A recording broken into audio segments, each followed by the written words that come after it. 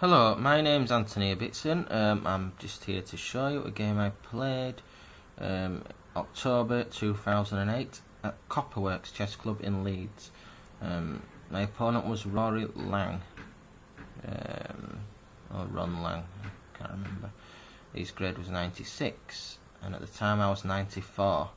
I was black, and the game went d4, knight f6, knight f3, e6, e3. Obviously it's looking like it's going to go into some kind of a collie system or something like that. I'm not too happy about these kind of positions. It's usually quite boring chess. It's not the sort of chess you want to play, but you've got to carry on. So anyway, d5, knight bd2, c5, straight on with it. Get some clear mistake in the centre. b3, this is what we call the collie Zukertort system. It's pretty bland, but black usually gets some play on the queen side. White aims for some kind of a king side attack with knight e5, queen f3. Possibly have to castle in whatnot, play f4, rook f3 as well, and swing the heavy pieces across to the king side. So I thought might as well get my queen side play going as soon as possible, really. Knight c6, bishop b2, bishop d6. I have read about this opening, and d6 is not necessarily the best square. Usually it's recommended to play bishop e7, which does saves white. Well, white usually gains a tempo when opening a long diagonal with d takes c5 if the bishop's on d6. If it's on e7, doesn't gain that tempo, but it's not that important because white doesn't. I don't think white really wants to take on c5 at the moment anyway. Castle. Right, now this is the moment for me to take him.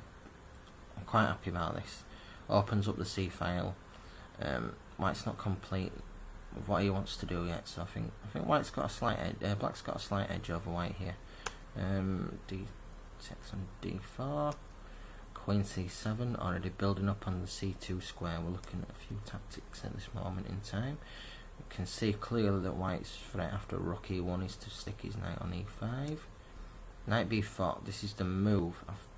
I think in the collie Zukertort, white really is forced to play a3 in these positions to stop the knight coming into b4. Because if you look, the knight is attacking the defender of one of the defenders of the c2 square, and we're attacking it twice.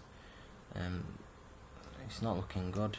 So anyway, white plays knight f1. Basically uncovering the queen on the bishop, so that when we take the bishop on d3, it can capture with his queen. I'm not overly sure how good this position is. It's still looking good for much better for black anyway. Knight e5, we don't need to worry about that. He can have a bad bishop if he wants it. If he wants to leave his knight on e5, that's also fair enough as well. He's got no threats on my king at the moment. I think I'm causing all the threats. Queen and rook, battery down this f file. He's having to defend. Queen a5, knight takes. So solved the problem there of the bad bishop. The bad bishop's disappeared now, so that's good for me. Black's definitely winning this. As if I'm going to take on a3. Anyway, right, knight f6 again. White plays f3. This is I've seen this quite a lot. F3 actually. Stop the knight going into e4. It's doubling up now on this open file as well. Well, I've got the chance. White's position is awful. His rooks are defending, and rooks are the worst piece to defend with. But it's awful. It's an awful position. Is this knight h5? I'm now threatening knight to f4. It's not good, right? So anyway, black plays g3. So I come back to c7 with possible threats of taking on g3, but it doesn't work, and I realised it doesn't work, so I wasn't going to play it anyway. I wasn't going to play it. that white plays king g2 anyway, because he was obviously worried about me taking on g3. There was nothing there. So now I play bishop f4. Just look at this position. Okay, I'm just able to throw pieces in en prise wherever I want. It just looks fantastic. Problem is proving the win. That's the problem. Takes. I grabbed this this pawn in the end because I believe that I deserve to win this pawn. But to be honest, a lot of my advantage just disappears after the exchanges on c2. Maybe I should have just left it there. I don't know. Takes, queen takes, and rook takes. A nice rook on the 7th. Still got a bishop that's en prise there on f4, but you can't take it because it didn't check. So now I'll drop it back to d6. Knight to e3. Yeah, I've got to be careful now. Basically, it's just a case of regrouping my pieces now. Rook comes to c6. Knight into f6. This knight's not really going anywhere at the moment, so it comes back to d7. And then to b6, we're looking at this c4 square now with the knight. We need to make this knight better than the white knight, or exchange. I took the rook here. Might be better to play knight to c4 anyway. The pawn on c4 would be quite weak. After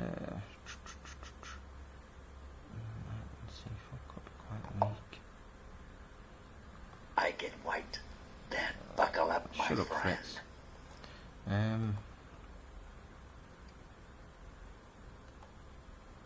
That could be quite weak on c4. After knight takes. Right, yeah, we've got this passed pawn, but it is weak. Could have something like this coming up, or this. Yeah, this. It's possible.